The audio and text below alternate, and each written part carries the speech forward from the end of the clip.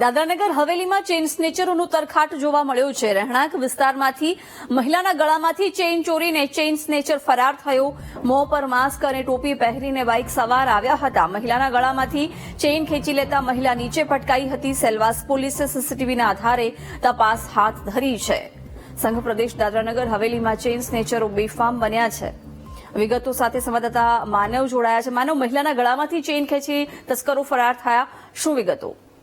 જિજ્ઞાસ, આપને જણાવ્યું કે જે આ ઘટના છે એ વાપીની બાજુમાં આવેલ સંઘ પ્રદેશ દાદરાનગર હવેલીની ઘટના છે અને એનું પાટનગર સેલવાસમાં જે પ્રમુખ જે સોસાયટી છે તેની બહાર એક જે મહિલા છે તે ઉભી હતી અને તેને બે ગઠિયાઓ નિશાન બનાવી હતી।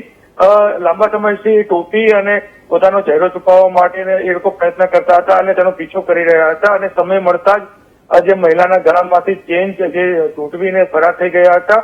આ મામલે જે સીસીટીવી છે તે પણ બહાર આવ્યા છે અને જે રીતે ચેઇન સ્નેચર ગેંગનો આતંક વધ્યો છે તેને લઈને ક્યાંક ને ક્યાંક સેલવાસ પોલીસ કડક પગલાં લે તે ખૂબ જરૂરી બન્યું છે। જી બિલકુલ માનવ, આભાર જાણકારી માટે।